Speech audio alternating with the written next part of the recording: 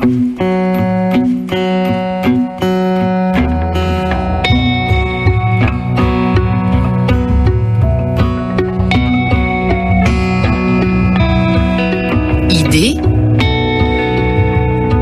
Pierre-Édouard Deldic. Bonjour, ravi de vous retrouver en ce mois de septembre. Nous sommes heureux de vous savoir fidèles à ce rendez-vous, voués aux idées sur le monde tel qu'il va, avec chaque semaine des penseurs, des auteurs de livres qui nous donnent à réfléchir. C'est plus que jamais le cas aujourd'hui. La tyrannie des modes de vie sur le paradoxe moral de notre temps, c'est le titre du livre de notre invité aujourd'hui, Marc Ouniadi. Un livre coup de poing dans lequel nous pouvons lire ceci: l'éthique de notre temps, tout entière centrée sur la défense de ses principes, renonce à tout jugement global sur le monde. L'éthique de la civilité réduit la pensée éthique à l'impuissance. L'éthique des individus déserte le monde que vivent les individus. C'est ce qu'écrit notre invité, donc Marc Ouniadi. Idée, le magazine qui interroge ceux qui pensent le monde, un magazine à podcaster, vous le savez, sur le site de la radio, www.rfi.fr.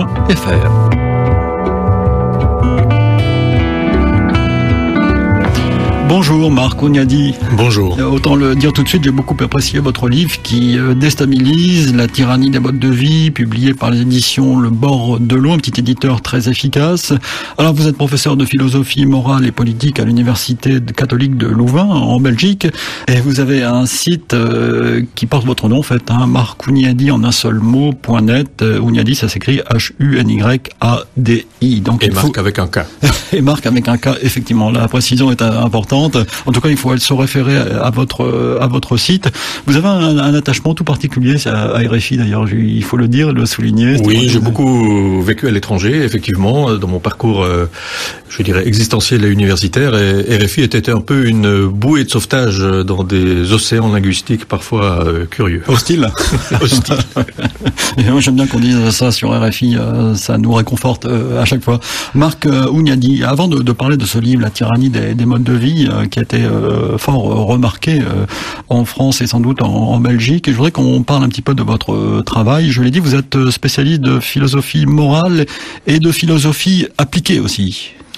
C'est-à-dire que j'ai toujours effectivement essayé de maintenir les deux pôles de la réflexion, un pôle, je dirais, systématique, qui est par définition plus technique, plus philosophique, et un pôle plus pratique, c'est-à-dire qui s'intéresse effectivement aux questions très concrètes. J'avais publié un livre il y a maintenant une dizaine d'années, Je est un clone, sur la question du clonage, plus généralement des biotechnologies, etc. Mais donc toujours en maintenant la tension entre les deux pôles, entre une réflexion vraiment très systématique, que j'ai apprise d'ailleurs avec un vrai maître à penser, qui est Jürgen Habermas. C'est le plus grand philosophe vivant. Avec lequel vous avez travaillé? J'ai travaillé pendant 2 ans avec lui, j'ai fait ma thèse sur lui, j'ai aussi eu l'occasion de traduire 2 de ses livres en français, donc j'avais une certaine familiarité avec sa pensée. Alors là, évidemment, on est dans les sphères, je dirais, de la pensée très théorique, très théorique, axée sur vraiment les principes, sur ce qu'on appelle aussi la méta-éthique, c'est-à-dire non pas les questions éthiques directement telles qu'elles se posent, mais une réflexion sur la manière même dont il faut poser les questions éthiques. Donc j'étais à cette école-là, c'est là-dessus que j'ai fait ma thèse à l'époque, etc. Et puis je voulais néanmoins toujours maintenir ce lien avec les questions qu'on appelle les questions de philosophie pratique, essentiellement de la bioéthique. C'était pour moi une porte d'entrée aussi dans la philosophie systématique. C'est-à-dire j'ai toujours considéré que au fond la bioéthique devait pas être traitée simplement pour elle-même comme simplement des problèmes à résoudre, l'euthanasie, l'avortement, que sais-je, mais devait être une porte d'entrée dans la réflexion systématique, dans la réflexion sur les grands principes, et comme je viens de le dire, dans une réflexion sur la méta-éthique, c'est-à-dire sur la manière même de poser les problèmes. Alors Marc Ouniadi, dès qu'on parle de vous, souvent on cite un livre que vous avez écrit en 2008, qui était publié au Québec, aux presses de l'université de Laval, la morale contextuelle, il faut en dire un mot, s'il vous plaît. Oui, c'est difficile d'en parler pendant un mot, mais disons il y a un principe qui me guide, c'est que j'essaie d'élaborer une théorie morale complète, et si vous voulez, j'ai toujours eu une grande insatisfaction avec les grandes théories morales, comme par exemple celle de Kant et celle de son héritier aujourd'hui, Habermas, dont je viens de dire que je le connaissais relativement bien. Une grande insatisfaction, c'est-à-dire que au fond, ce sont des théories qui, en général, à un moment ou à un autre de leur construction, construction perdent de vue ce que j'appelle le point de vue des acteurs eux-mêmes, c'est-à-dire la manière dont les acteurs eux-mêmes réfléchissent et tous les principes et le contenu auquel les acteurs eux-mêmes ont accès. C'est-à-dire qu'on a toujours affaire à des pensées, au fond, de philosophes qui élaborent leurs pensées philosophiques et puis qui, au fond, l'offrent aux gens en disant, voilà la belle théorie morale que j'ai construite. Je simplifie naturellement. Voilà, simplement pour expliquer le titre morale contextuelle, je défends effectivement une vision contextualiste de la morale, mais pourquoi ? Tout simplement parce que je m'intéresse au point de vue des acteurs, je pars du point de vue de nous autres, du jeu de chacun des acteurs, et il se trouve que la première chose que l'acteur rencontre au fond dans son existence, c'est le contexte. Et donc, au fond, toute la morale qu'il apprend, toute la morale qu'il élabore, et aussi toute la morale qu'il peut projeter, elle vient prioritairement du contexte. Donc, en fait, il faut partir du contexte parce que les acteurs sont entremêlés au contexte, les acteurs se rencontrent immédiatement leur contexte, et je prétends que en partant du contexte, en progressant, pour ainsi dire, à travers le contexte, on arrive à des principes qui sont tout aussi universalistes, si vous voulez, que ceux des grandes théories morales, mais les grandes théories morales se déconnectent, en fait, du point de vue des acteurs. Donc voilà un peu, si vous voulez, le souci méta-éthique, j'en parlais, qui me guide. Alors il était bon, à mon avis, de rappeler tout ça au début de ce numéro d'idées, Marc Ouniadi, pour bien comprendre à qui on a affaire, un philosophe, un vrai. Et nous allons parler de la tyrannie des modes de vie, sur le paradoxe moral de notre temps. C'est un petit livre qui se lit et qui donne un coup de poing, à mon avis, car vous nous faites réfléchir en fait sur une chose qui nous paraît évidente. Vous écrivez dès le début: c'est au moment où les principes éthiques disciplinent comme jamais auparavant tous les actes de notre quotidien que nous subissons l'emprise des modes de vie qui, eux, échappent à tout contrôle éthique ou démocratique. En fait, on subit. Absolument, on subit. Voilà, vous le dites plus simplement que... Merci, l'émission est terminée. Mais il y a un véritable paradoxe, c'est-à-dire que l'éthique n'a jamais été aussi présente dans notre vie quotidienne qu'aujourd'hui. Tout est contrôlé, notre parole est contrôlée, nos gestes sont contrôlés, on a peur de la discrimination, on évoque le politiquement correct, etc. Bref, nos comportements sont hyper normés aujourd'hui.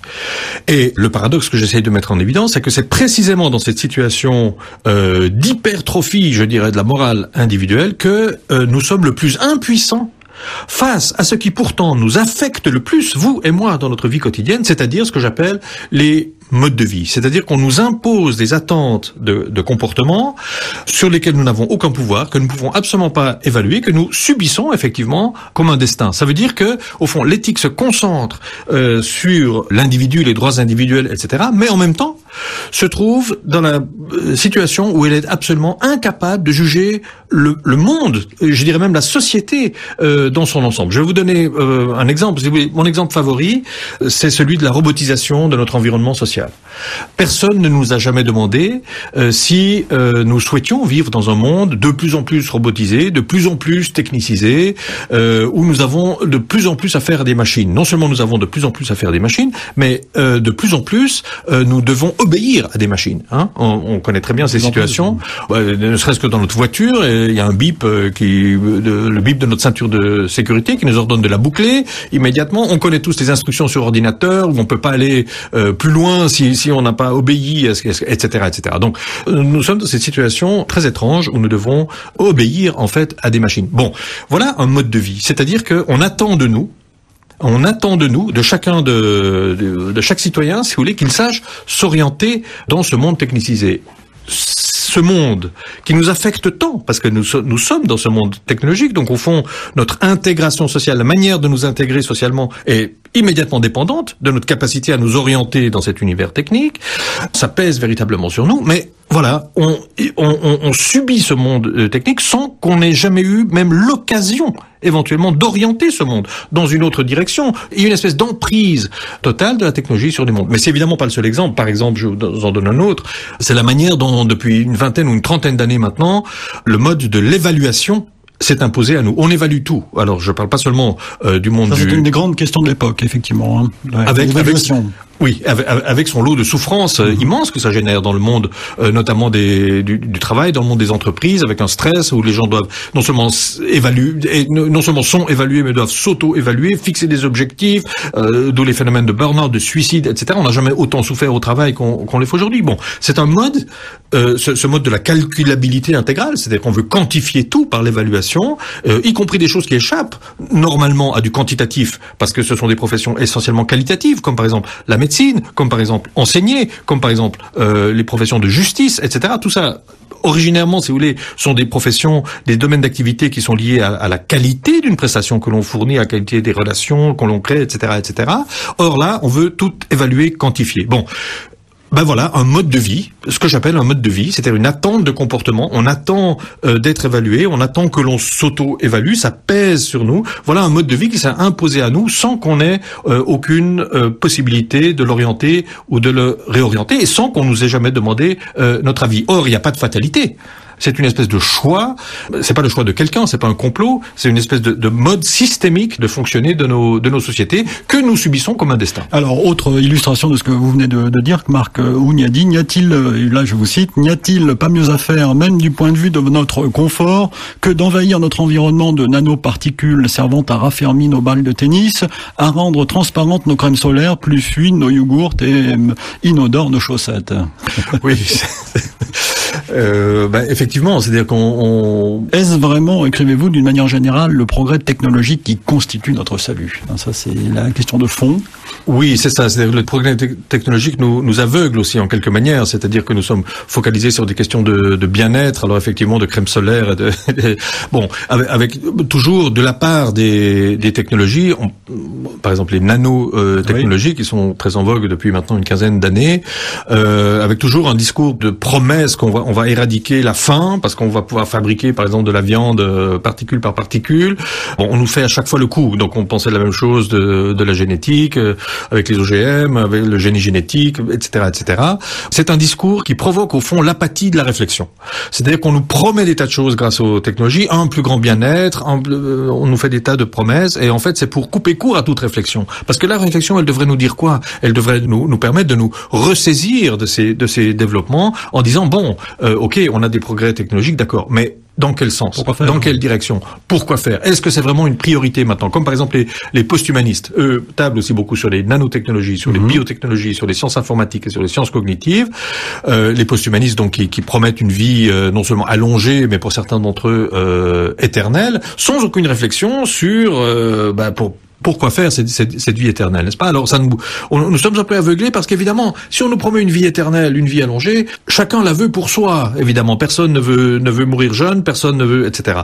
Donc du coup, ça coupe un peu court à la réflexion. Mais il faut quand même se poser la question de savoir, au fond, au niveau de l'espèce, au niveau de l'humanité, au niveau de nos sociétés, quel sens est-ce que cela peut bien avoir? Est-ce que c'est vraiment ça la priorité? Est-ce que, par exemple, pour donner juste une alternative, la priorité pour le bien-être humain, ce serait pas d'améliorer nos situations contextuelles, je veux dire de celles qui sont liées au contexte, à notre environnement, aux relations humaines, à fluidifier un peu, à faire moins d'injustice, etc. Vous voyez, on veut prolonger la vie de l'individu au lieu d'améliorer peut-être la situation sociale des individus.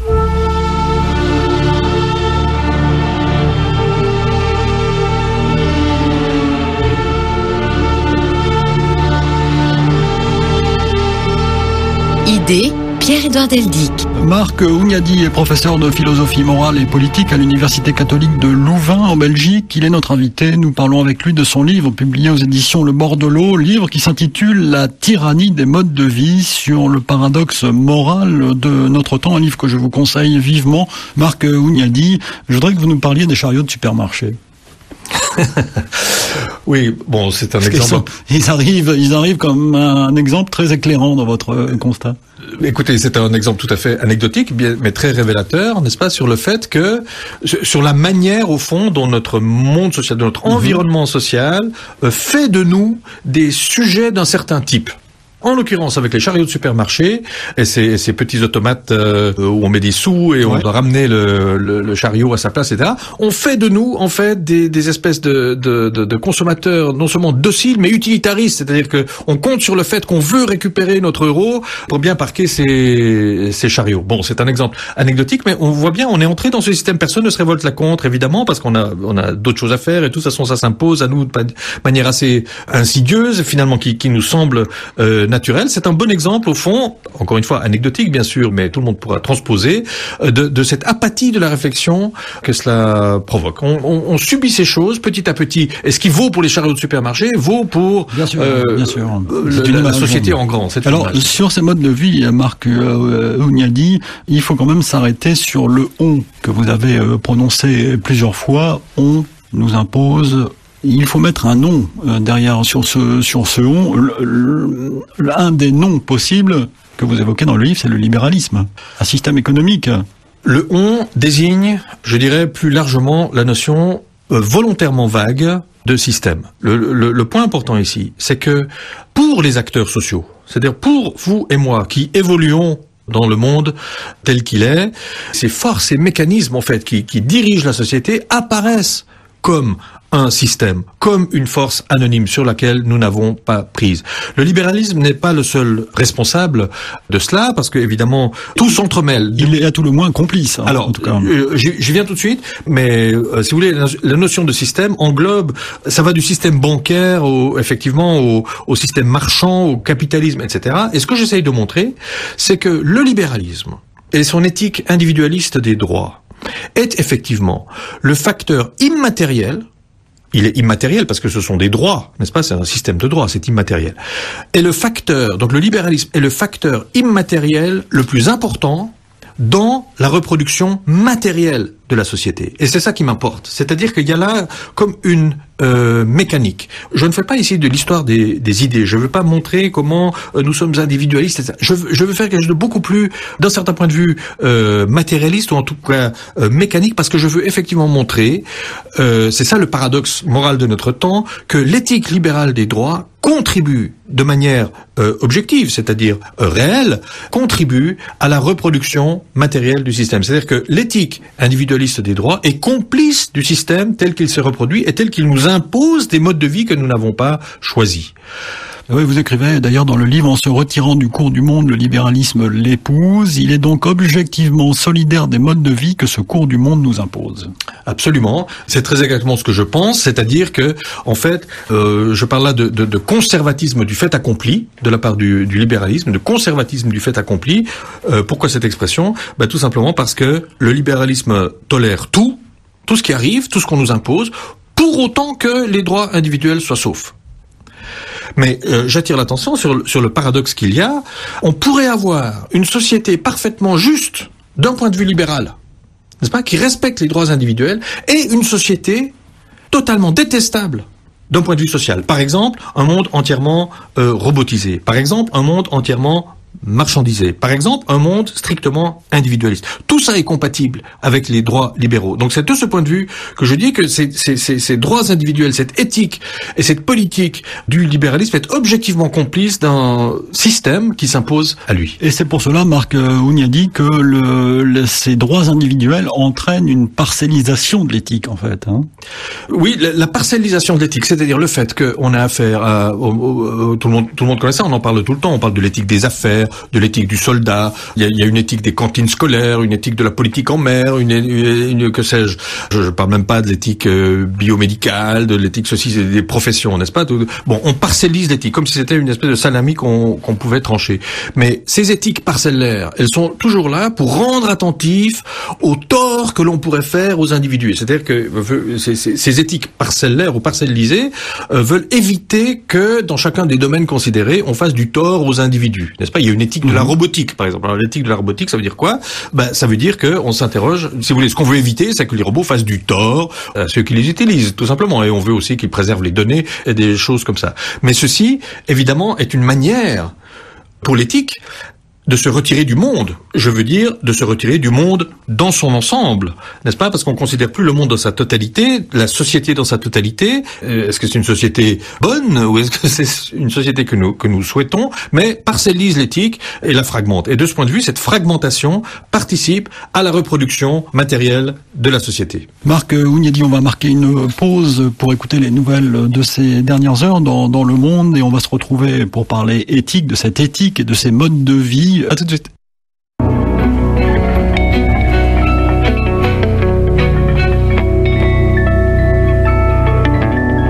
Idée.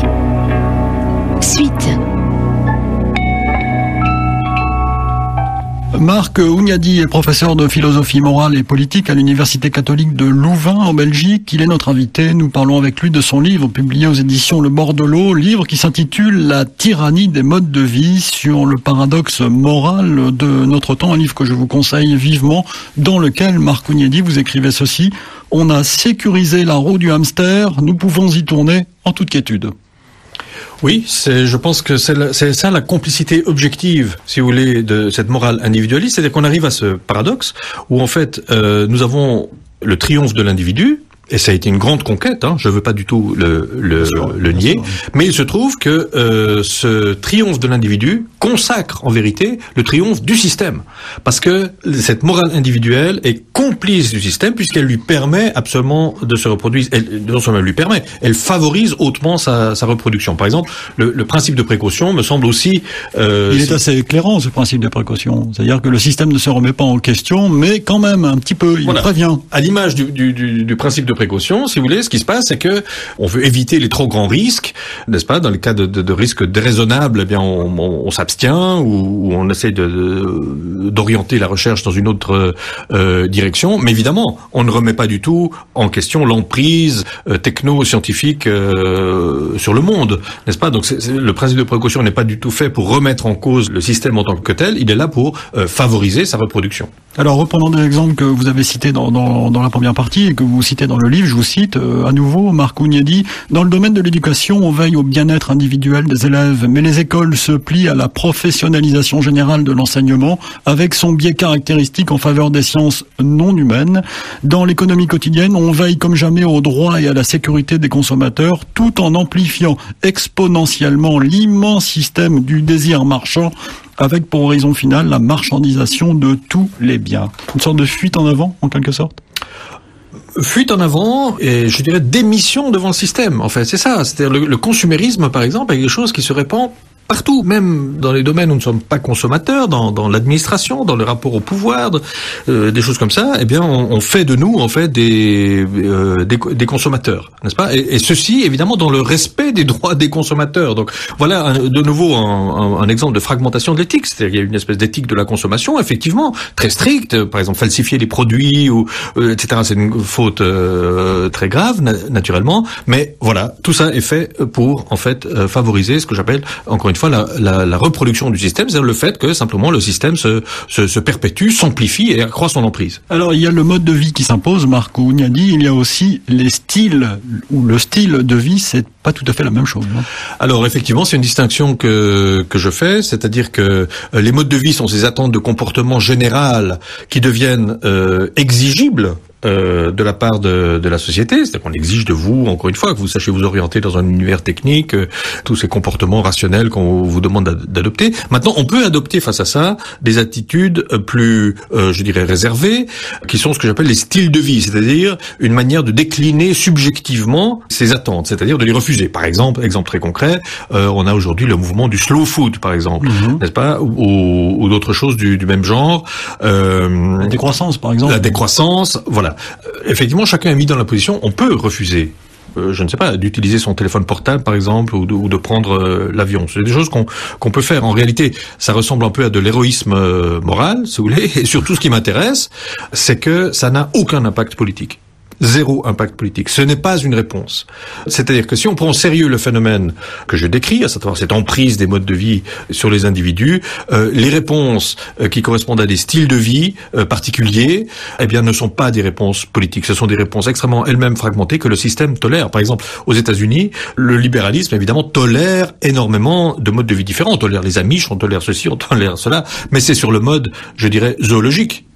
C'est-à-dire chacun dans son coin, dans sa petite cage. Pour autant que le système ne soit pas perturbé, tout ça est toléré. Donc on peut effectivement dire que le libéralisme, d'une certaine manière, protège certaines formes de vie, tout en favorisant le système. C'est ça le problème, c'est que c'est pas une réponse politique. Alors répétons-le, Marc Ognadi, pour vous, il n'y a pas de complot. Hein, vous l'avez déjà évoqué dans la première partie. Ce système, cette évolution, c'est un mélange de technologie, de finances. Il n'y a pas de complot. Hein, parce que j'entends déjà les auditeurs qui peuvent se dire ah oui, c'est quoi ce c'est quoi ce système Non, il n'y a pas de pilote dans le système, si vous voulez. C'est pas une personne, c'est le système qui se tient vraiment par tous les pores, n'est-ce pas? Par exemple, je vais vous donner un exemple. Dans certaines banques, maintenant, on ne peut pas ouvrir de compte si on n'a pas de téléphone portable. Parce que la banque envoie tous les codes secrets sur votre smartphone. Donc si pas de téléphone portable, pas de compte en banque, vous voyez. Donc bon, c'est un exemple anecdotique là encore, mais qui montre bien comment tout cela se tient. Je pense néanmoins, il y a des exemples beaucoup plus massifs, si vous voulez. Par exemple, la politique de crédit des banques est quelque chose qui est en rapport direct avec l'innovation technologique. Parce qu'on vous prête un intérêt, il faut rembourser les intérêts, il faut donc innover, trouver des nouvelles parts de marché, etc. Donc là, vraiment, il y a une espèce de complicité objective entre une certaine politique de crédit et puis la technique de l'innovation. Donc tout ça se tient par la main, et il n'est pas question effectivement de parler de complot, ni d'un pilote ou d'un responsable de tout cela. C'est pas si on songe, encore un autre exemple, à l'automobile, à la manière dont en 100 ans, c'est très peu, l'automobile a envahi notre monde. On se rend bien compte qu'il n'y a pas un responsable, c'est pas Monsieur Ford qui est responsable, parce qu'il a fallu une immense infrastructure, le béton, le pétrole, les différentes technologies, etc., pour créer tout ça.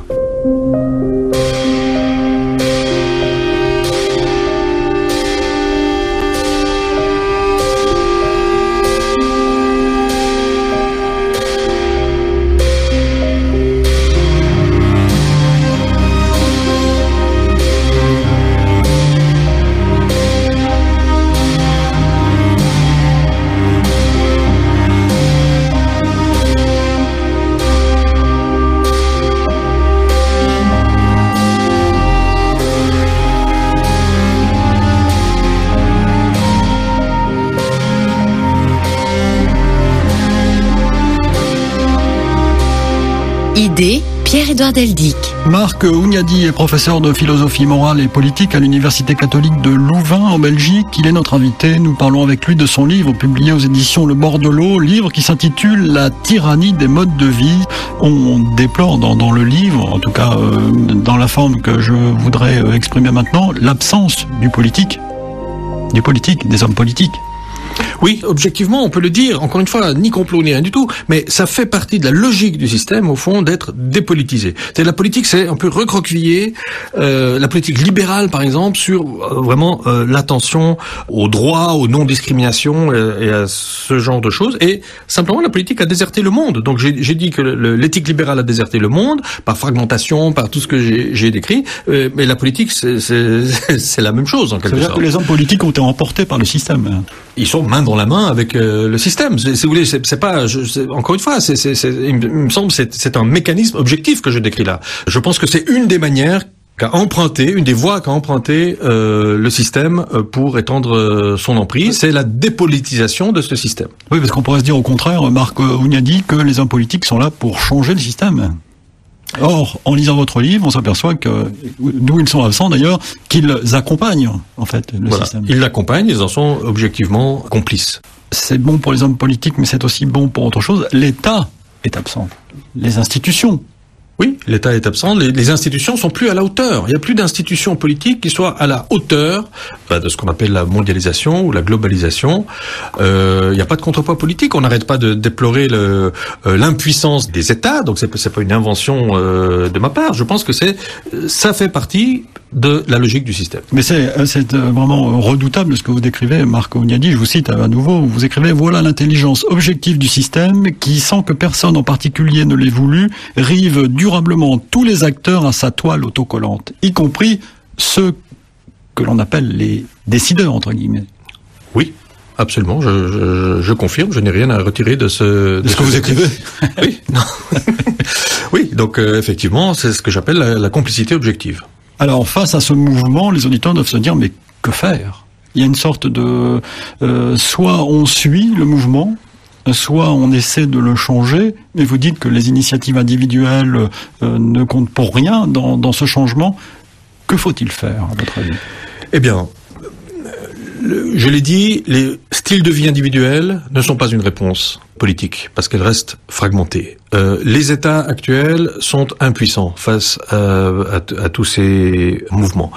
C'est la raison pour laquelle je pense que, effectivement, si nous voulons enrayer ce système, ou l'accompagner, mais l'accompagner véritablement, l'accompagner en se donnant la possibilité de le réorienter en quelque manière, il faut une institution. Il faut du commun, c'est-à-dire il faut une institution qui cristallise en quelque sorte un agir commun. Autrement dit, il nous faut une institution qui soit à égale hauteur de ce qui détermine le système à être ce qu'il est. Vous avez dit tout à l'heure que c'était une idée révolutionnaire que d'avoir une institution. J'appelle ça le Parlement des modes de vie. Alors, le Parlement virtuel des modes de vie. Le Parlement virtuel des modes de vie, on pourrait l'appeler autrement, peu m'importe. Mais vous avez dit que c'était une idée révolutionnaire. Moi je dis mais pas du tout. C'est pas du tout une idée révolutionnaire, en tout cas pas au sens où on l'entend habituellement. C'est une idée au contraire qui est, je crois, dans l'intuition originaire de toutes nos grandes démocraties. Toutes les grandes démocraties ont imaginé ce qu'on appelle le bicamérisme, c'est-à-dire deux chambres, un parlement qui soit élu par le peuple, et puis une autre chambre où les modalités d'élection varient, mais qui est là pour incarner autre chose que simplement cette logique purement représentationnelle du peuple. Pour incarner, pour le dire globalement, quelque chose comme le bien commun ou une vision plus globale de la société. C'était l'idée des grands démocrates qui ont fondé la démocratie américaine, c'était l'idée aussi du général de Gaulle. Qui a voulu dissoudre le Sénat, le Sénat pour le transformer en une chambre représentative des différentes catégories, en fait. En Conseil économique et social, celui-là même qui, il y a une dizaine d'années, est devenu le Conseil économique et social et environnemental, parce que il avait bien vu qu'il fallait sortir, il fallait casser la logique des partis, c'est-à-dire qu'il fallait casser cette logique, disons, purement politicienne, qui était peut-être trop court-termiste, c'est certainement pas le terme qu'il employait, mais on voit bien ce que ça veut dire, pour, au fond, placer au cœur de la démocratie une deuxième chambre qui contrôle ou contrebalance la première. Donc c'est pas une idée révolutionnaire au sens d'une révolution politique rouge, c'est plutôt une idée révolutionnaire mais qui veut réinstituer l'idée originaire de la démocratie. Alors cette idée de démocratie, cette idée de parlement, vous le voyez surtout, vous qui vivez à Bruxelles, à l'échelle européenne? Non. Alors, puisqu'on parlait des modes de vie, n'est-ce pas, tout est parti de ce diagnostic sur les modes de vie et sur l'extension de leur emprise. Si on veut parler des modes de vie, évidemment, on va pas instaurer un parlement pour le Luxembourg, pour la Belgique ou la Hollande. Ça n'a strictement aucun sens. Donc, l'échelle continentale est l'échelle minimale. Mais là aussi, sans même en revenir à Kant, qui voulait une espèce de parlement mondial, tout récemment, un philosophe américain qui s'appelle Francis Fukuyama, réfléchissant sur les biotechnologies dans un livre qui s'appelait La fin de l'homme, plaidait pendant de nombreuses pages, pour une ONU des biotechnologies. Je trouvais que c'était une très bonne idée, sauf que il faut pas la réduire à la question des biotechnologies, il faut l'étendre à vraiment ce qui nous importe le plus, parce que, encore une fois, c'est ce qui nous affecte le plus. Les questions biotechnologiques nous affectent, mais de manière indirecte, et parfois un peu exotique, si vous voulez. C'est vraiment un monde un peu étranger auquel il faut s'initier, etc. Mais les modes de vie sont quelque chose qui nous affecte immédiatement. Et donc, il faudrait effectivement imaginer, au minimum à l'échelle continentale, quelque chose comme une institution du commun, c'est-à-dire une sorte de parlement des modes de vie. Alors, pour aller à la racine de ces modes de vie, Marc Ognadi, au sein de ce parlement, qui siégerait ?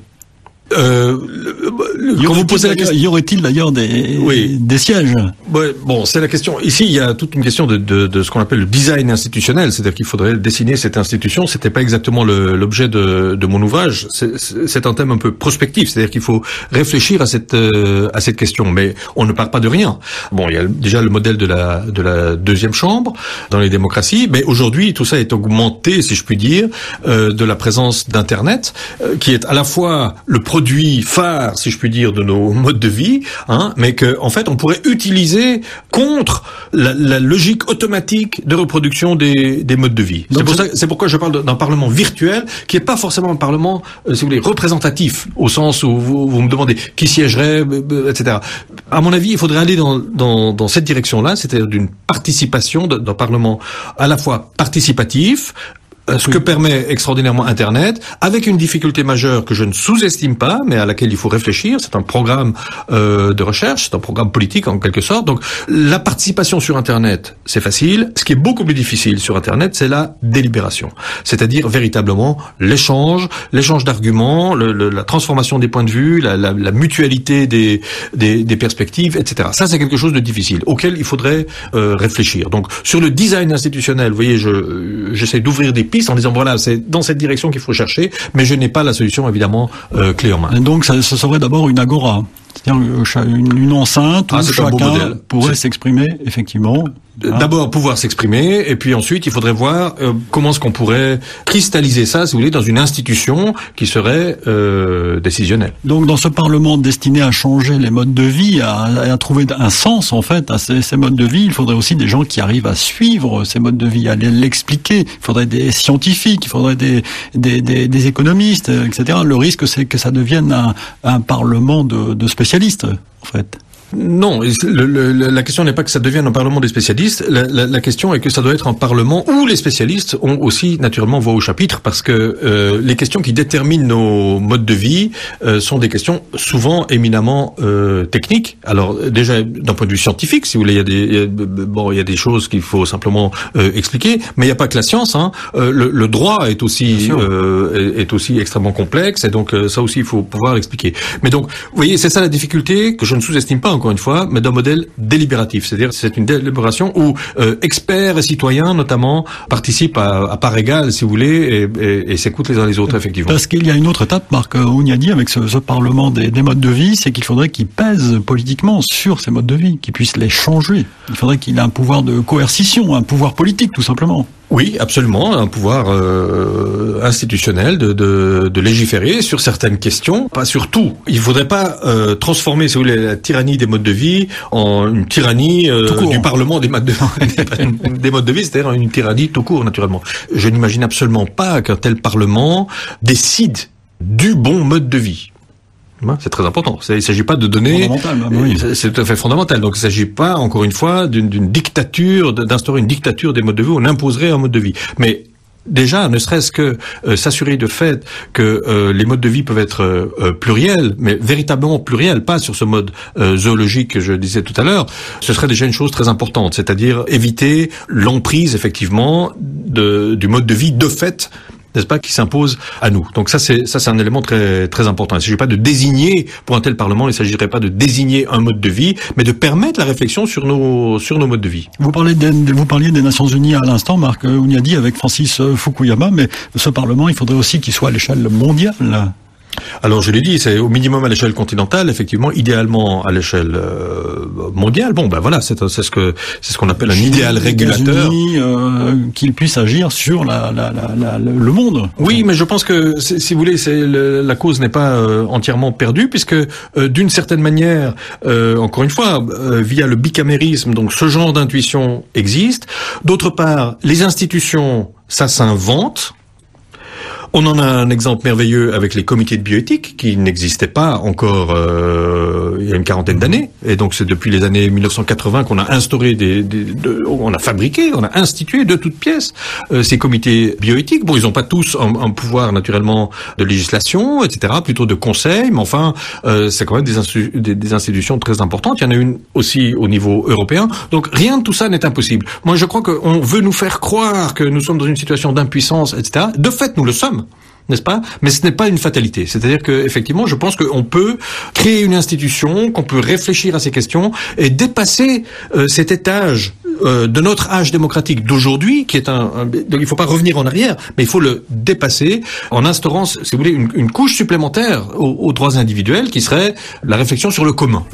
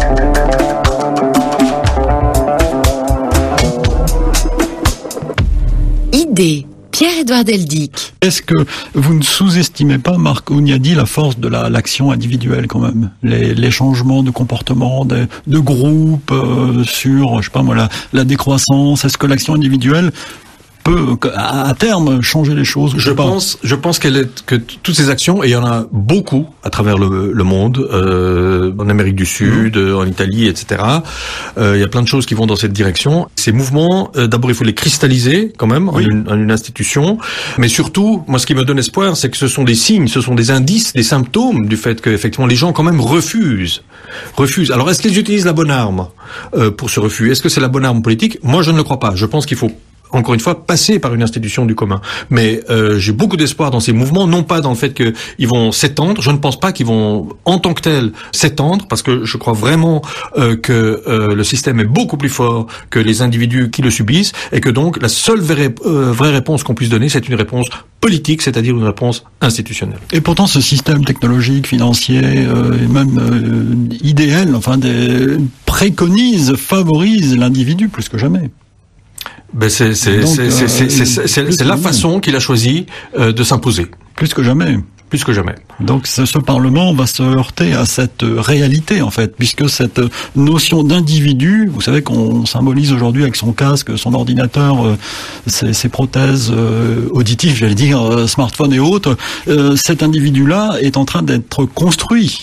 Or, c'est pas celui-là qui va changer le monde. Vous avez tout à fait raison. Effectivement, il y a une force de résistance qui est très forte, parce que le système, pour le dire comme ça, encore une fois, d'une façon un peu vague, mais encore une fois, c'est comme ça que l'acteur le vit, le système produit des tas de choses qui font adhérer au système. Pour parler avec Spinoza, si vous voulez, le système est capable de produire des affects joyeux. C'est-à-dire des choses, effectivement, nous aimons nos smartphones, ou nous aimons la technologie, ou tel aspect de la technologie, nous en jouissons véritablement. Et donc, évidemment, le système crée une espèce d'adhésion passive à sa reproduction. Donc là, il y a une vraie difficulté que vous soulignez. C'est-à-dire, bon, il y a ceux qui sont rebelles au système, vous les avez nommés, ceux qui sont dans des communautés, qui ont un style de vie un peu différent. À mon avis, politiquement, donc, c'est inefficace.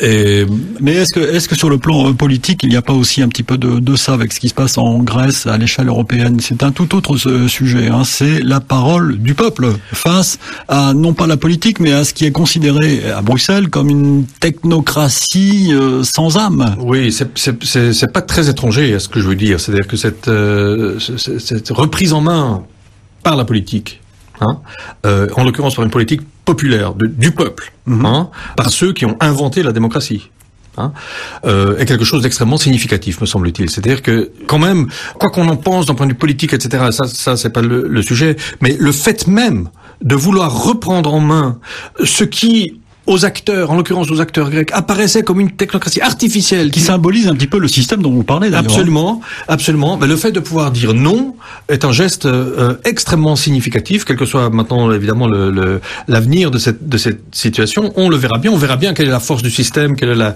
la souplesse aussi du système.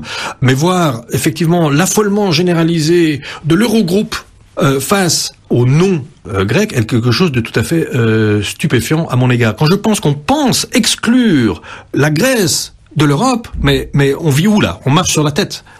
La Grèce qui a donné son nom à l'Europe, puisque Europée était une princesse phénicienne que Zeus avait transportée sur l'île de Crète, et c'est comme ça que l'Europe est devenue l'Europe, n'est-ce pas? Donc il y a là, au-delà de tous les aspects techniques, une dimension symbolique qui est absolument extraordinaire, où donc on voudrait déposséder l'Europe d'elle-même, où la technocratie, le système technocratique dépossède l'Europe d'elle-même. Nous sommes en septembre, Marc Ouniadi, les choses ont évolué depuis début juillet, depuis le référendum en Grèce, mais il y a eu un petit peu la même chose en France en 2005, c'est-à-dire les Français avaient rejeté un modèle politique européen, et pourtant ce modèle, entre guillemets, a été appliqué. C'est-à-dire qu'il y a effectivement, ça va vraiment dans le sens de ce que vous dites. C'est un plus de simple déni de démocratie, et donc ça confirme tout à fait ce que je veux dire, c'est-à-dire que la démocratie, on en veut, c'est-à-dire les droits individuels, la défense, etc. On en veut tant que ça marche avec le système. Mais dès que la démocratie dit non au système, que écoutez, on veut une autre vie, eh bien le système, au fond, s'impose comme un rouleau compresseur. C'est un déni de démocratie et c'est effectivement une forme de tyrannie.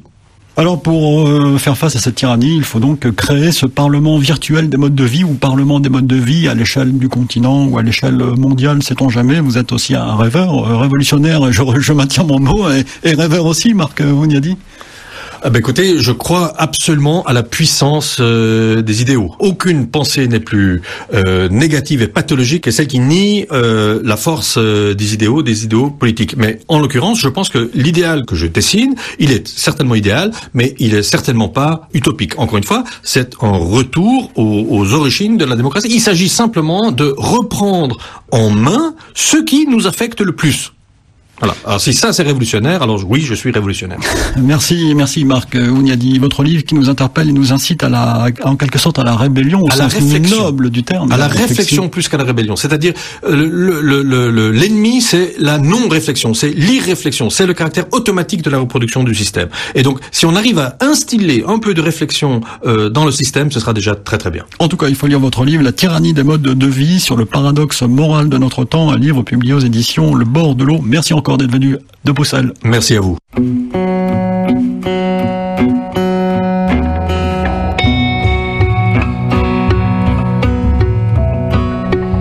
Idée réalisée par Vanessa Rovensky, bien sûr, un magazine que vous pouvez podcaster sur le site de la radio, www.rfi.fr. Continuez à nous écrire à l'adresse suivante. Idée au pluriel @rfi.fr. Je vous retrouve samedi prochain pour une semaine d'actualité et dimanche pour de nouvelles idées. Dans un instant, un nouveau journal sur la radio du Monde.